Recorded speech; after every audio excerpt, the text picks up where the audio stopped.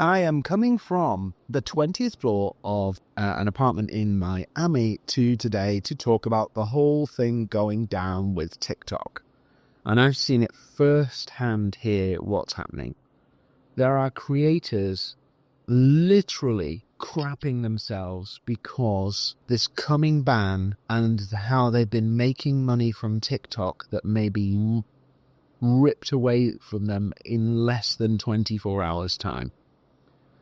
So there's been a complacency thinking, no, the government's not really going to ban TikTok. It may not in the end. It might not. But as I sit here, it's the 18th of January, and tomorrow TikTok apparently will go dark in the US. This really does bring up a big problem for the creator economy. Now, I am no fan of influencers and full-time creators, primarily because they often are selling something. They're selling growth and they're selling success on a platform most of the time.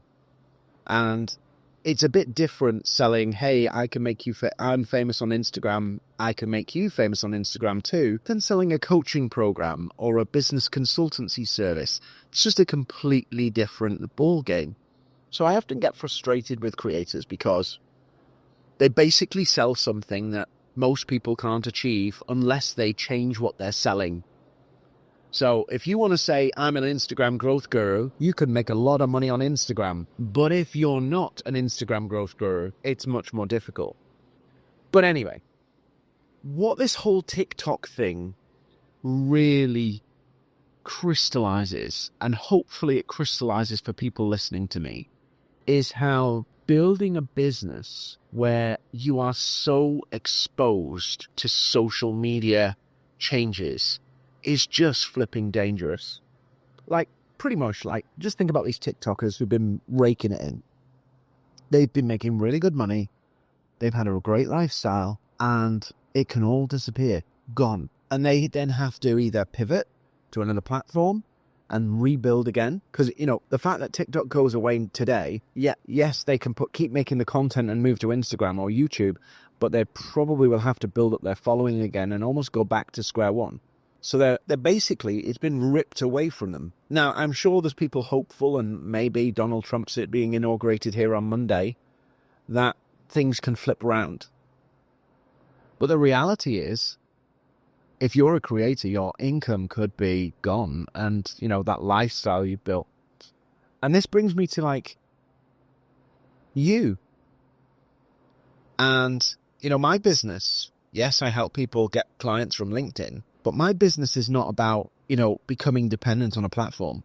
My business actually, and if I said to people, the top of the tree is to use social media to build your email list, because you control your email list. It's in your control, your algorithm proof. Now, let's say, for an example, LinkedIn disappears. My main channel, LinkedIn disappears overnight. That's going to be a bit of a pain in the ass for me. That's going to be a bit of a problem for me. But it doesn't have to be a problem for you. You're probably, the people listening to me you are not selling LinkedIn.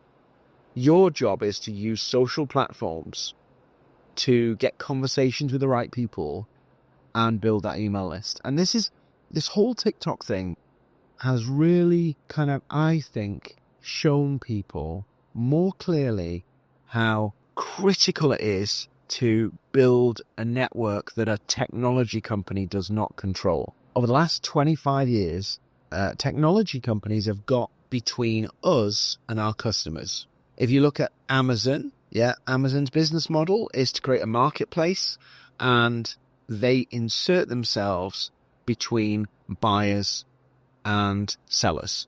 If you look at Facebook, they have inserted themselves between people and businesses.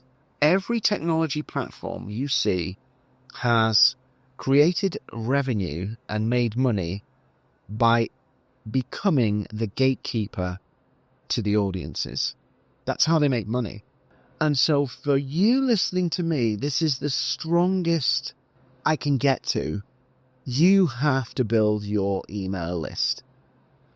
So let me give you some things that you can do to build your email list. Number one, start advertising your email list. Pin it to the top of your profile on LinkedIn. Pin it to the top of your Twitter or X account. Put it in your web URLs across all of your socials. Drive people to sign up. That's number one. Get it in your profiles on all your channels. Number two, making it a slither of your content, say one post a week, one story a week, to actually tease the value in your newsletter to drive traffic there. Yes, I know they won't be the most popular posts, but you will get signups. Massive. So use one post a week to tease the value that they can get from being in your newsletter. And make it specific so they go and they get it. They get that value. Number three, use your comments to promote your newsletter. On every post, everything you do, put a comment promoting your newsletter. It will drive more traffic. I know it's a bit trickier on Instagram, but you want to do that on LinkedIn. You want to do it on X. You want to do it on Threads. You want to do it on Facebook. Use it to drive it. Next thing, every new follower, every new connection, every new Facebook friend, start sending them thank you notes. And in that thank you note, you want to say, hey, here's my newsletter. I just shared this, and here's the link if you want to have a look. Now, these are simple things, but if you do these consistently, you'll start to get 5 signups a week, 10 signups a week, 13 signups a week, and you'll start to build it.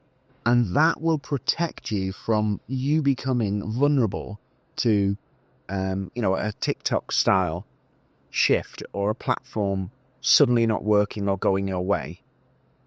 And I do this. I am conscious that I'm all in on LinkedIn.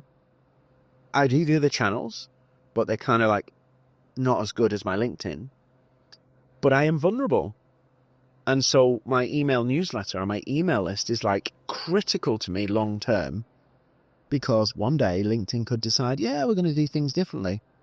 And suddenly Dean isn't as visible. And LinkedIn could decide, actually, we don't want LinkedIn people on the platform, and we're going to delete their accounts. All sorts of crazy shit could go down. But if you've got your email list, like literally it will save your bacon. And I want to share a story here to make the case for this. When the pandemic hit, most of my business was in-person workshops. And suddenly I wasn't able to deliver those workshops. Now I deliver in 2025, I will speak at 150 events. It's insane. I love events, by the way, so I don't complain about it. I love it. But 150 events, each one paying me money. In 2020, it was about 50, 60, each one paying me money, and they all stopped.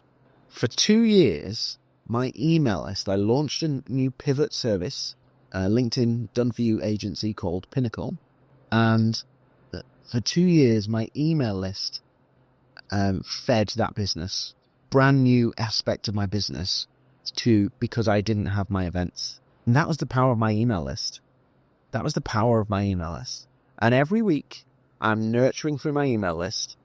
And every week, I get people messaging me, emailing me, asking for my help. And the great thing about an email list is it's a long-term nurturing game.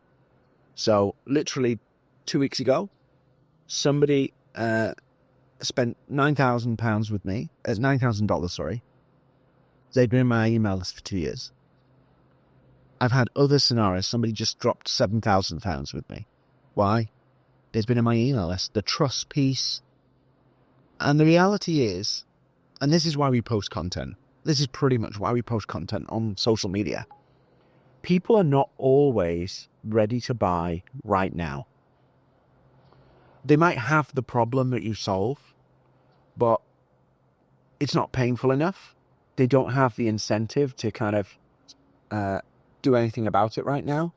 So the nurturing power of your email list is you can keep yourself front and center with people who potentially need you, but not right now. And yes, it's a bit of work. Yes, it's a commitment, but it's a bit like a long-term investment strategy. That's how you need to think about email. Now, it doesn't have to take, 25 years to mature, but it's a long-term investment strategy. The returns get better as it gets bigger. The returns get better the more you nurture it and add value into it. And I swear by email, even in 2025, when you've got all these social channels, all of this stuff, I swear it's by email lists. So if you're sat on the fence, maybe you've started building an email list and you got a bit disillusioned with it, fire it back up again. Make it a discipline. Make it a regimented thing, and use those key things that I mentioned about putting the links in your profile, putting them in the comments of your posts, teasing posts, teasing value in your newsletter that they can go and get in a post or a story. You know, doing this stuff, the thank you notes in messages, all of these little things could all drip, drip, drip bring you new people into your email list that you can nurture and build a revenue machine from your email list. So do it. I swear by it. And I have a fixed routine. My Saturdays, I enjoy doing my newsletter. One of the things as I've got older is I've really enjoyed writing more and creating more. I used to feel of it as a chore. I used to be so eager to want a sale that the whole writing newsletters and all that, I'd get frustrated because I wanted sale, and I didn't want to have to do that kind of work. But as I've got older, I really enjoy writing and podcasting and putting things together to help people. And then people message me and go, that was amazing, Dean. I've had people bump into me at places and say, ask me questions about stuff. So it is a massive opportunity for you, and anybody can do it. And this whole thing about TikTok has just kind of highlighted to me as these content creators are kind of crapping themselves. You don't want to be in their position. You don't want to be in their position right now where they're going, what's going to happen? And almost it's that feeling, isn't it, of going, I'm almost starting again. I'm almost starting all over again. It's not quite, but it must be like, if you get into their world, it must be pretty daunting right now. If you've been making 10, 15 grand in, creative fun projects and stuff, and commissions on TikTok shop sales, and then suddenly you're here in the US and go, oh my God, I've got to start all over again and rebuild this thing. And let's be honest, your business model on another channel will be completely different to TikTok because of the different ways it works. So build that email list, become algorithm proof. And I've given you some really practical ways that you can build your email list there. So from the 20th floor of an apartment building in Miami, where there's lots of creators crapping themselves, please, please, please build your email list.